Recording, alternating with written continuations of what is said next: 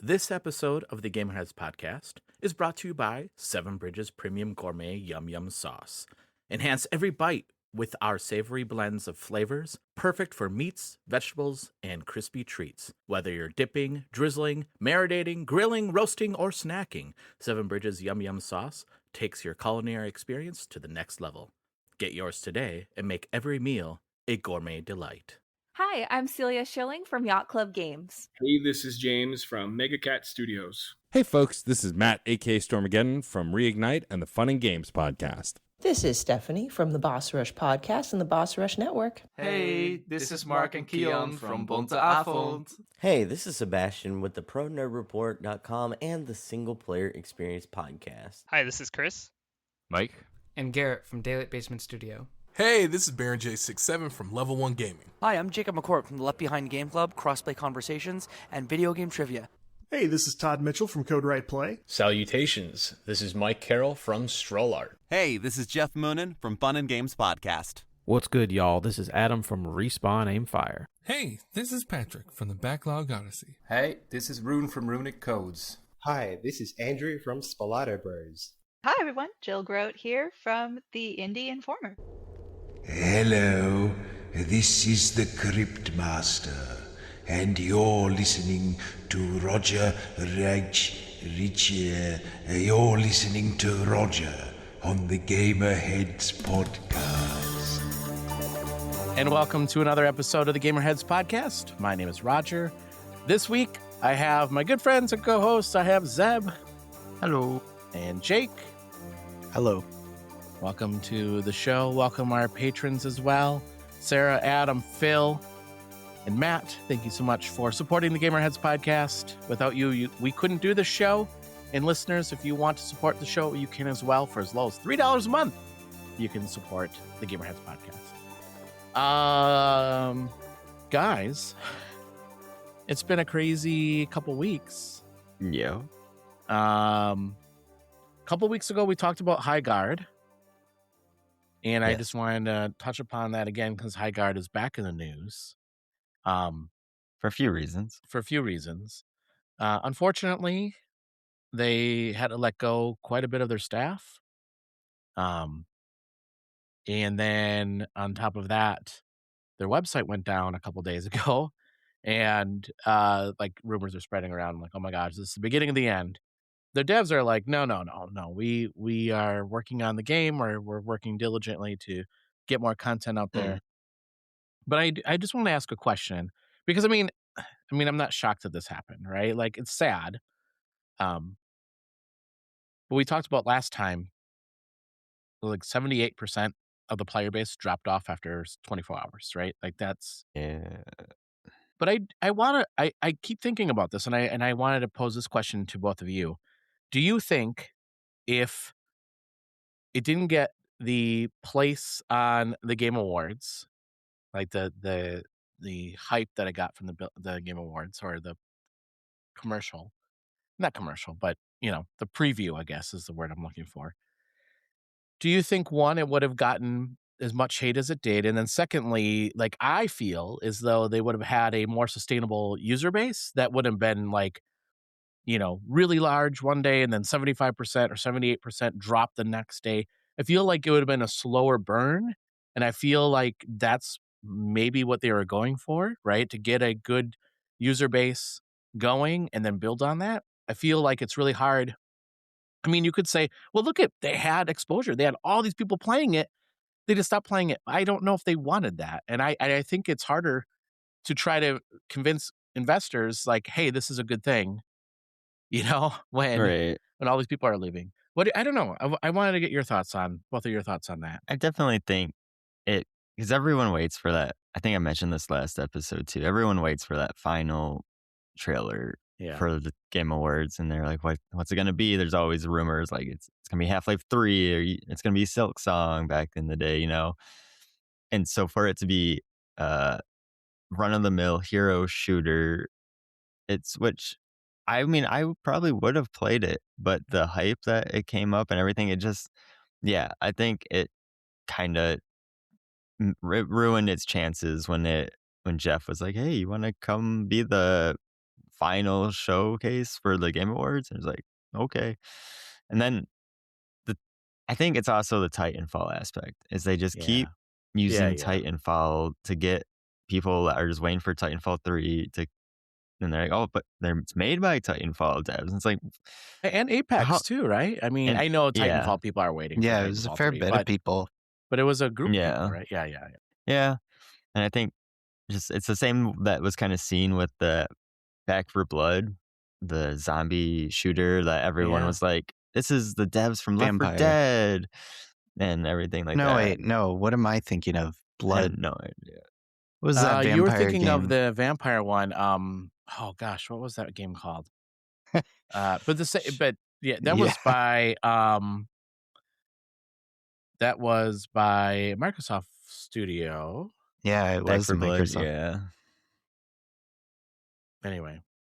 Yeah. But same thing. People are like, oh, okay, it's going to be like Left 4 Dead. And then it wasn't. And when people go into a game with expectations and they get ruined, even if the game is fun, it doesn't meet what they were hoping. So it's not good. Yeah. Yeah. I kind of think that the Redfall. Sorry. Redfall was the game. Redfall. Yes. That's what it was called. Yes. Never played it. No. I did. Until it came out. Well, so full disclosure, I had a friend that worked on that game. So, actually, a really good friend who started this podcast with me. He actually worked on that game, so I was really excited for it. And I know, Jake. I'm sorry I didn't mean to cut you off because you were about to give. No, you're good. I liked what I got to play of it. It just didn't have enough to keep people going back to it, right? But the thing that I struggle with is, does a game, I mean, there's that quote of a bad game released is always going to, be remembered or whatever, right? I don't know the exact quote, but basically, right? You release a bad game and you can't. It's always bad. Yeah. It's always going to be bad. bad. Yeah. But on the flip side, I mean, I keep bringing this up, but No Man's Sky, that game was allowed to survive. So I just don't understand where that we'll let this happen, but we won't let this happen. I don't know. Yeah, I think it's just how much energy and cost a company wants to put into a game to try and fix it is definitely, and I mean, when it comes to No Man's Sky, they are an indie company, and that was kind of their so game. Highguard, though? Isn't Highguard? Well, we can talk about that too if you want. But there's some sources that say otherwise. Okay. Yeah. So, but I think back to Highguard and everything like that. I think almost it gave it a disservice being the last. I think it gave too many eyes on the game, and I think in a sense people wanted it to fail. It was kind of for Zeb said, it was the last game at the Game Awards, and that's usually for the big hitters, and for an unknown game, it was kind of tough, and I think that definitely soured the mood for a lot of people, and so I do think that people were kind of expecting / hoping it would fail, which is too bad because obviously people work on this game, right?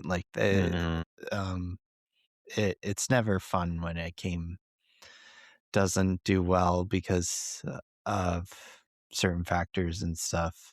I did see an article about this game too, about how it seemed like the developers had been kind of in a bubble while developing this. And just the fact that what they were doing was, they thought it was very, very good.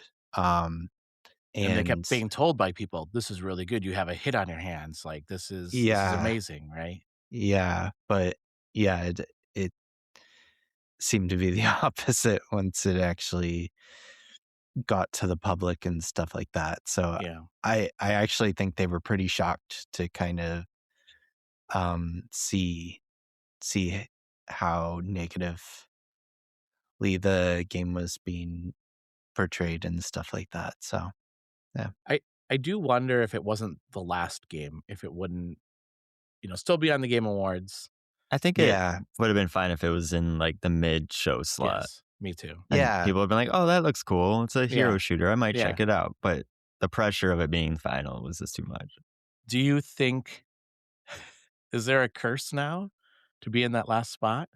Unless you're like a big name like, Kojima or something like that, right? think- Like, I don't know. Like the final spot is always, and to me anyway, has always been like game of the year worthy for whatever year it's going to come out. Like it's always a big game that usually single player. I don't know a multiplayer game that's gotten revealed as a final premiere in the Game Awards.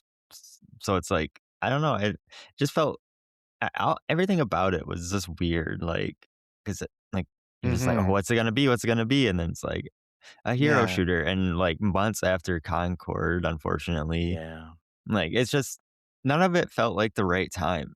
Like, no, people are over hero shooters. Yeah, like, it seemed like, geez, another hero shooter in 2026. that's what everyone in our Discord said when we were watching. They're like, oh, it's just another hero shooter, and I was like, oh, that looks fun. And then I realized that because the way the Game Awards trailer made it look almost like PvPvE. Like you had to fight AI that's plus what they said. other players. I thought that's what they said, didn't they? And I was like, that sounds fun. Yeah, that's right? what I thought. Yeah, on horses. And then it wasn't. It was 3v3 in a giant map that. But they felt did empty, change that and I was though. just like, oh. They did change. They did I will add 5 give them versus credit 5. for that. Yes, very quickly they added that. very quickly. Yeah, I think the hard part too now is like the only way it's a free to play game. The only way they're making money is on cosmetics. Nobody's gonna buy anything for that game. They don't know. They don't know if it. Yeah, Exactly. will it be returned to them like Concord was? They'll just get $10 in their Steam wallet. Well, Concord was a little bit different because that wasn't a free to play game though, right? But they still had cosmetics that people got fun. Like they got their money back after buying it. Yeah. I don't know. I hope it holds on, and I hope that it turns around and people are like, "This is fantastic." And I don't want any game to fail. Yeah, me either. No. That's the thing. Why would you want a game to fail? Just don't play it if you don't want it. If you don't want exactly, there are so many games out there. If you don't want to play it, don't play it.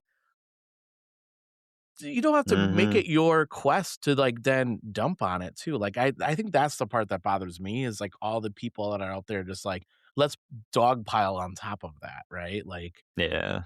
Jeez, I don't know. Anyway, Jake, before we recorded, you said you have some other negative news, sad news that you wanted to share. Let's just get this out of the system right now. Yeah. So Jason Schreier announced that Sony was going to be closing Bluepoint Studios. Really?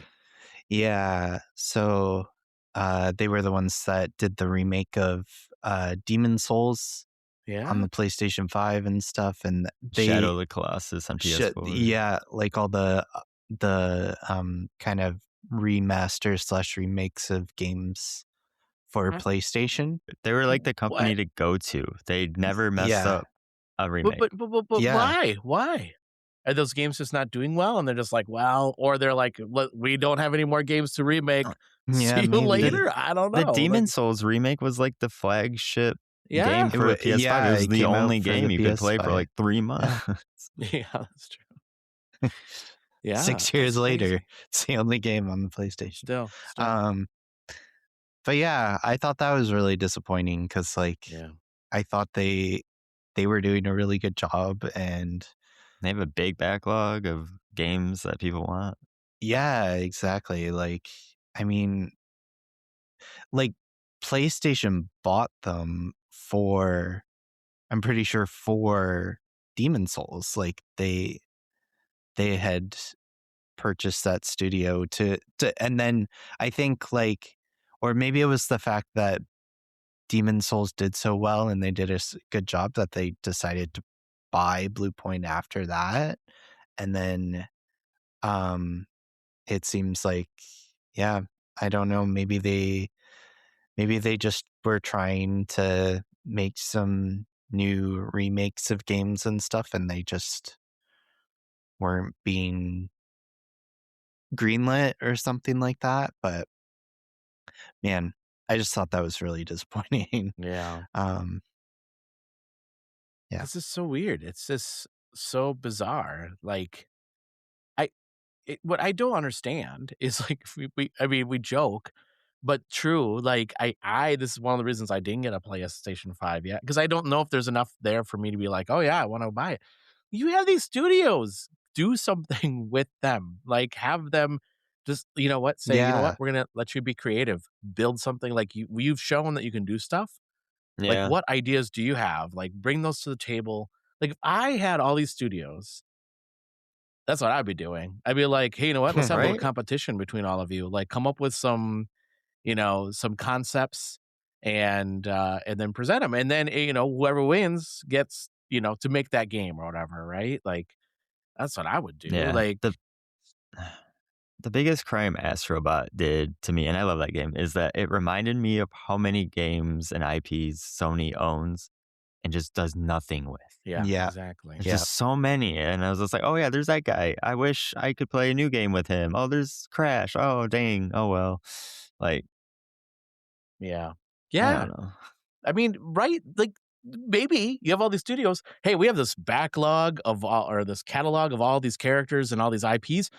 If you can come up with a cool concept and idea, go for it, right? Like we will, if we like the idea, like pitch a new idea to us, reinvent, do something, right? It just is weird. It's weird. I don't know. It's sad.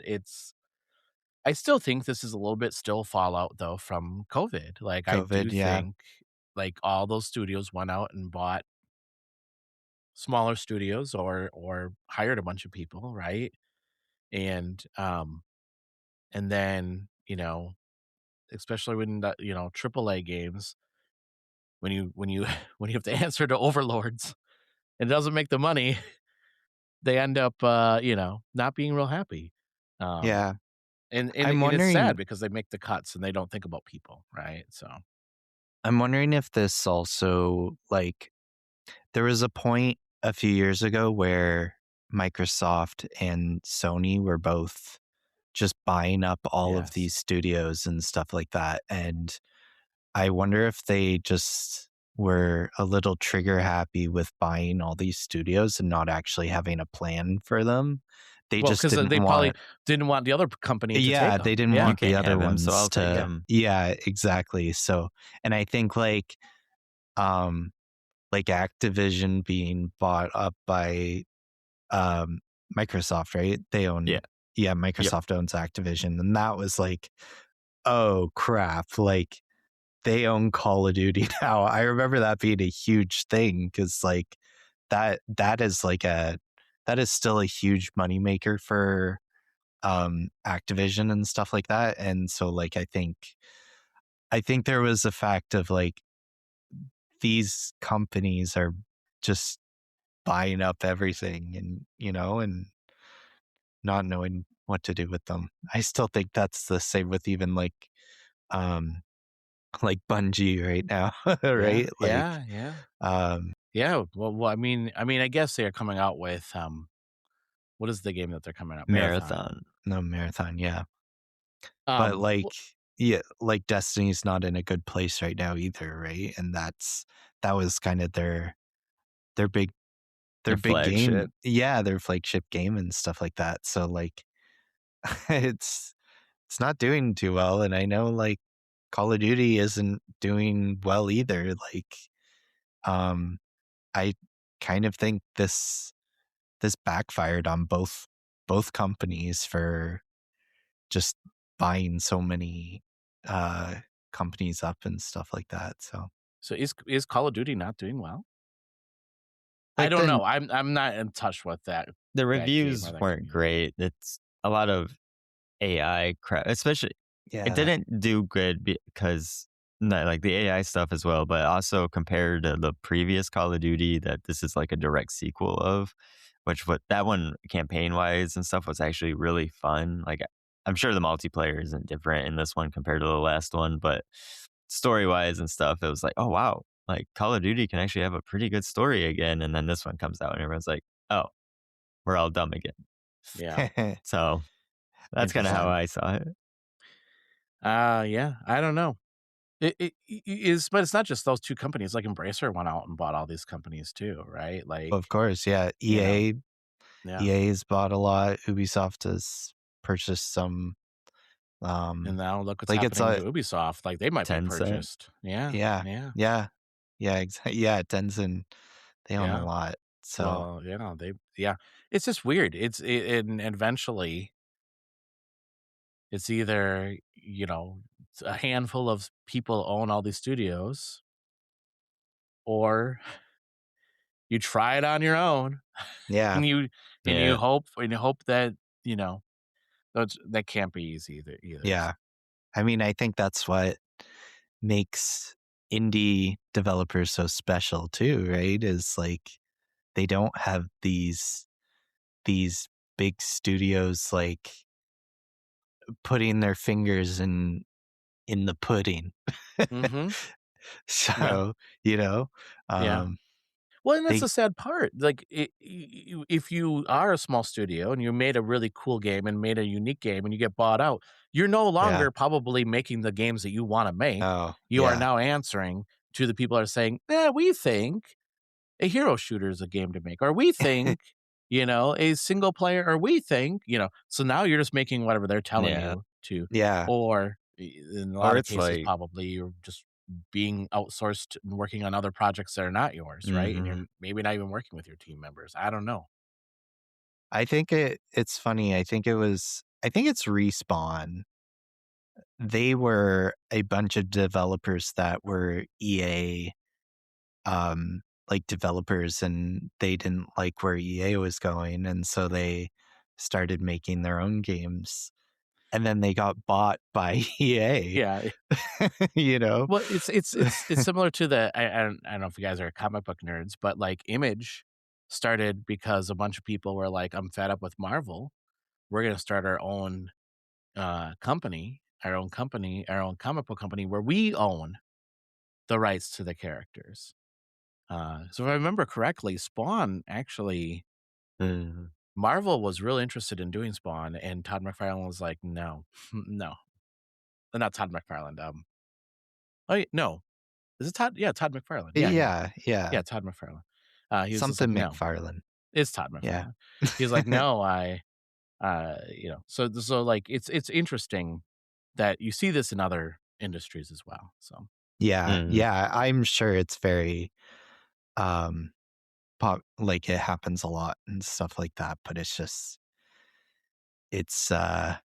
interesting because I feel like in gaming news it's a pretty big thing when another company buys another one, but maybe we're not like I don't know which pharmaceutical company is buying another pharmaceutical. I'm sure like it happens. I'm sure it happens. Right. So like, there's a lot of monopolies. We just don't pay attention.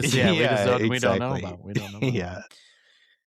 It's not as flashy or as sexy as video games, right? Like, look up or pet even insurance. That'll shock you. yeah, exactly. Yeah, we're gonna change this podcast about pet insurance instead. Pet insurance, the ins and out of pet insurance and the scandals that happen.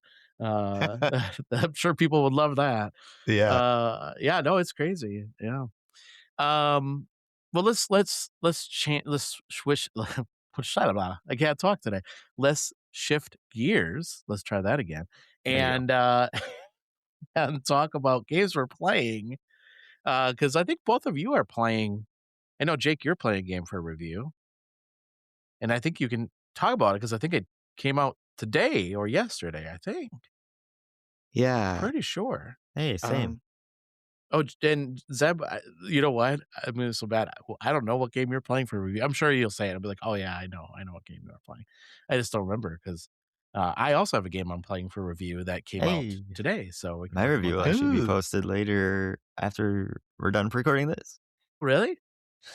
Nice. Yeah, I just gotta get some screenshots. Nice. Well, Zeb, why don't you start that? All right. I finished the review and have been playing Demon Tides.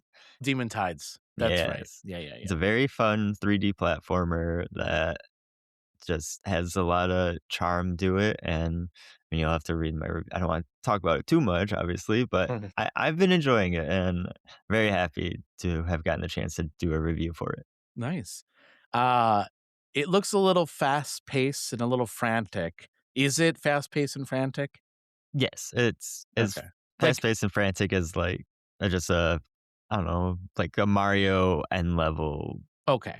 Well, I was going to ask, because to me, I look at it, I'm like, oh my God, this is too chaotic. Is it too chaotic, or is there no, There's a you'll be build up. fine? Okay. Yeah, there's I get what you mean because I'll watch someone play a game and I'm just like, I don't know how they got past this section or something, and then I play it. I'm like, oh, that was easy. It's because games do. I was thinking about this actually recently. Games do such a good job of a good game anyway. Does such a good job of teaching you, and then by the time you get to the end and you are doing stuff that you're just like, I don't think I could do this. Hollow Knight was the same. I was doing all this parkour stuff and my partner was just like, what is happening over there? I'm like, I don't know anymore. I just know what to do now. Yeah. Good games do that. Good games. I have to specify that. Good games are that's what they're known for, in my opinion. Yes. And this game does a very good job of that. And when it's a good design, right? It makes you feel like you accomplished that. Yes. And it has scaffolds on that and it teaches you. Yes. Yeah, for sure. I'm excited to hear, read your review. But what were some memorable moments? Can you talk about that at least? I know you don't want to give away too much in your review. No, I think some of the stuff I really liked is just the characters. It's something that you don't, at least in my experience with 3D platformers like Mario and Astrobot and stuff. It's really just you, the character, the playable character, and you're just doing the challenges. There might be bosses and stuff, but this one, you have friends that are coming with you on your little boat, and you go back and you hang out with them. You can run into them in the open world, and they're just like beebs, and just I think that's my favorite part is when you run into one of your friends. There's very little voice acting, but the voice acting that there is they all will say your name in such a happy tone. They're just so great that you're there, and they're just like hello, and it's like, oh yeah. Makes you feel good. It makes me feel good. It's nice. I said it in my review, but it's a very summery game, and right now it's in the middle of February. I enjoyed playing it. Kind of reminds me February of in Michigan is really cold, so yeah. Kind of reminds me I was just looking at pictures, but it reminds me of Super Mario Sunshine or something like that. You know? And Wind Waker. I actually thought it looked a lot like Wind Waker with the open world aspect and stuff too. And I never really did a lot of Mario games, but watching gameplay of Mario and then playing this game, I'm like, okay, this movement feels very Mario-esque, the way that you want to do certain jumps. That when I played Mario, I was like, there's just one jump, and then people are like, no, there's 3 or 4 different kinds of jumps, and I was like, oh yeah. You don't know about half button jumps and stuff like that? And then I was watching people do side jumps, and I'm like, what? And this game that was like, oh, okay, this is kind of what it feels like to be a good Mario player. Nice. Or grow up with Nintendo. So it'll be posted on the site by the time this episode probably airs then, right? Yes, it will be live by then. Okay. You don't want to give a hint at the grade? It's really good. Okay. All right. Sounds good. Between an A and a D? Somewhere between there. Somewhere. I'm going to venture between an A and an F.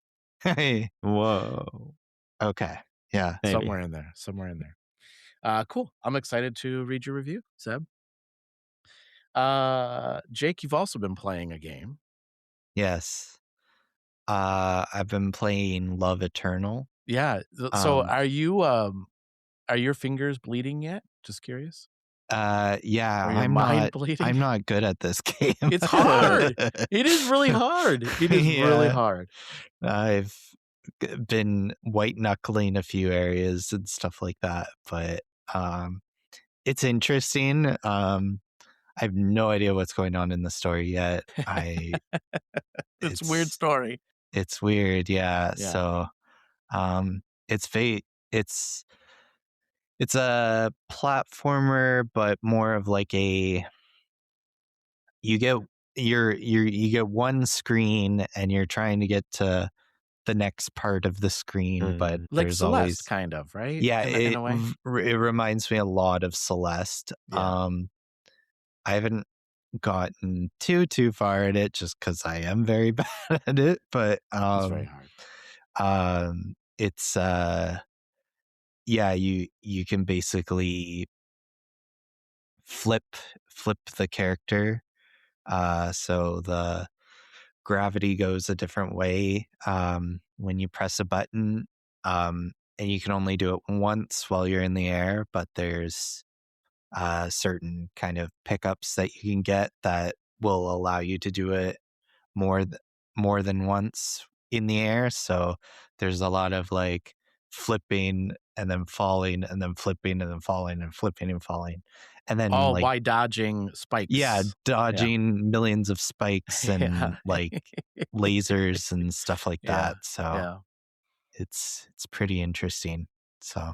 And then there's a weird story in there too, like some like kind of demonic, kind of like, I don't know, horror kind of, right? Yeah. I think I saw like it's considered a psychological thriller, where I can definitely see that. I think I could say it because it happens in like the first 5 minutes of the game, but at one point your dad just turns into a spider person for some reason, and you're like, what the hell is going on? So yeah, I'm interested to see what is going on, but I need to get through that. Get through all the spikes. So yeah, it's a tough game. I played that at PAX a couple of years ago. Okay. And I will say, when I was standing in line, because they had the demo, right? So I was watching people play, and I was memorizing their patterns. Like when they figured it out, I was memorizing, like, okay, then they do this to this. So when it was my turn to play, I kind of knew where the tricks were, how far to jump, when to flip. I got through the demo really quick, and even the developer was like, that was really fast. And I'm like, wow, I was watching other people play this game, right? Like, I will say, I think that this is a really good game for speedrunners, because this would be really... yeah, really, any of these, crazy. Yeah, like it any of like Celeste, Super Meat Boy, any of those games are just, they're ripe for the picking when it comes to speedruns. I am not going to speedrun this game. No. I don't blame you. I would like to see it though. I would love to see like someone just for do sure this like as fast as they could. Yeah. No deaths, nothing. Yeah. You know? That'd be crazy. Yeah. Cool. For me, I'm sorry, did you have anything else you wanted to talk about, Jake? No?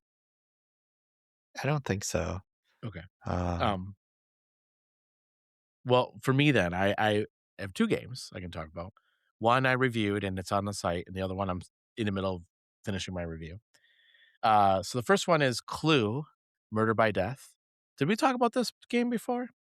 I think we did. Talked Yeah. about it last episode.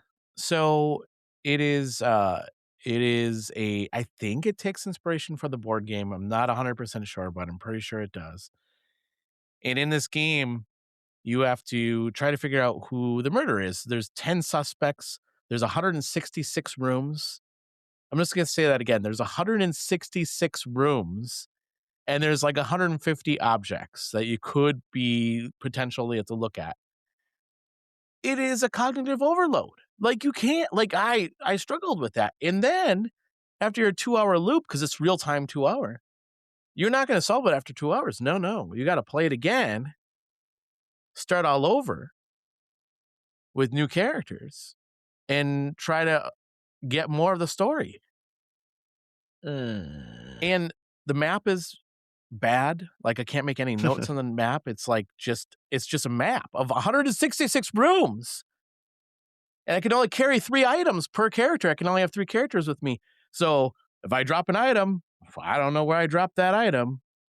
And the notes, like the game takes notes. Like, you'll talk to a character and it gives you some clues, but it's not really helpful. And the characters move at a snail's pace. Like you can't move very fast. And the input lag, like I would hit a button and then nothing happened. I'm like, I'm pretty sure this is how I access the map. Why isn't this not accessing? I just did not enjoy that game at all. I gave it a D-. I was gonna say it was not. I feel like maybe I gave it a D+. But it was a D. I just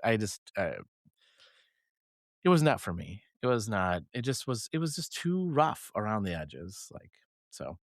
Imagine having a board game with 155 pieces. That's what I put in my review. So what's funny is that what my friend and I, when we were kids, we decided we were going to take a piece of graph paper, like a really big graph paper, and draw out 20 rooms or like 30 rooms or whatever. So we added more rooms than the typical Clue board game. And then we added like 10 more weapons and like 10 more characters. And it took us like 6 hours of play. And we were like, this isn't fun. This is not fun at all. And we realized that, there's something to game design. I mean, I was in 6th grade. I didn't know any different. They did that for a reason. There's a reason, right? And that's the other thing in this game. There's, like Scarlet, Green, Mustard. None of those characters are in this game. It is Mr. D, who is Dracula. It is Lady Rose. It is who doesn't wear, maybe she does wear red, but she's not like Miss Scarlet. Like then there's like two or 3 maids that all look the same. And like, I don't remember their names, but they're not like Mrs. White. It's just like just random names. And there's a Mr. Livingston and a Mr. Brighton. And like, it's not helpful. None of this is helpful. My mind couldn't like connect all this stuff. Like, what is going on? And then the last, like, why do I care? Like, why do I care? Why do I care? Yeah, it was not fun. The other game I really am enjoying is called Baladins. And I'm reviewing it on the Switch. It came out last year on other things, but I'm reviewing it on the Switch now. And this game is a story-driven game that feels like a tabletop game, like you're kind of playing a tabletop game, because you have so many moves per turn, and you have so many action points you can do. So you can go and talk to different people. When you talk to different people, you learn different things from them, and then they'll open up new quests for you to do. And there's like, I don't know, maybe 5 different characters you can select from. We can play up to 4 players at the same time, online and locally.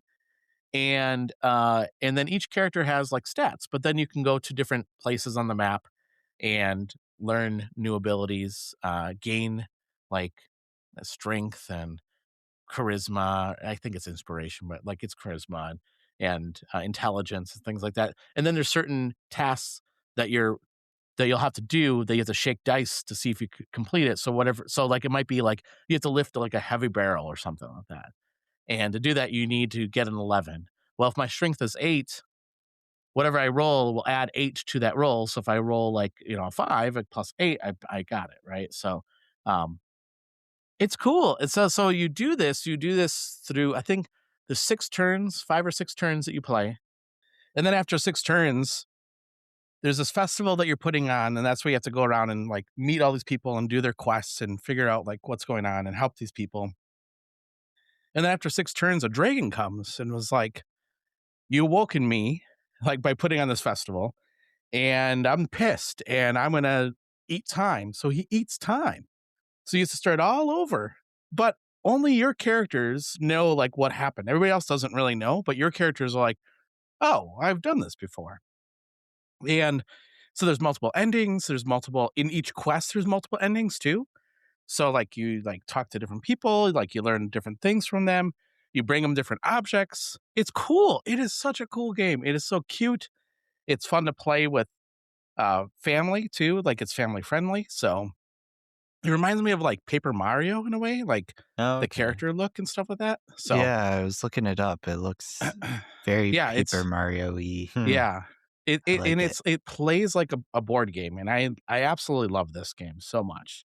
And I needed a game to like make me happy, because like there's a lot of things in this world right now that are not so happy, and this game is like joy, and I'm just so happy that I get to play it. So that's Baladins. So it's out on the Switch, but it's also on other systems as well. I think it might be only PC and Switch actually right now. So yeah, I just wishlisted it on Steam. So yeah, it's a cool game. All right. Well, I think that's the end of our show for this week. Before we head out, why don't we tell people how they can get a hold of us? Zeb, how can people find you? You can find me on Blue Sky at ZeBear, and on Twitch at Mr. ZBear, and on Gamerheads Podcast for reviews and sometimes news. Jake, how about you? Yeah, you can find me on Blue Sky at Clobbinson, CLOBBINSON. I'm tongue-tied today. It's one of those days. I couldn't talk here either, you know? Yeah. And then also me and Zeb and Trina have a Warframe podcast, Hey Kiddo, so you can check that out as well. We just put out a new episode. We had a guest on that was really fun. So yeah, check it out. Played a fun game. Yeah. I heard. Yeah. I'll have to watch. I haven't seen the episode yet, but I'll have to check it out. So cool. And listeners, you can follow us on Blue Sky at gamerheadspodcast.com. You can follow me at Rogue Leader 76 on Blue Sky, and then obviously gamerheadspodcast.com, and then check out our YouTube channel where you can hear Hey Kiddo and this episode and previous episodes too. So you can go back and hear the episode a couple weeks ago where we talked about Highguard. Yeah, so go give that a listen if you'd like to hear more thoughts on that. So, Zeb, thank you so much for joining us this week. Thanks for having me as always. And Jake, thank you so much for joining us. Thank you. And listeners, thank you so much for joining us. If you like what you hear, leave us a review. We want to hear what you have to say. Until next week, everyone, stay safe and game on. Bye. Bye. Bye.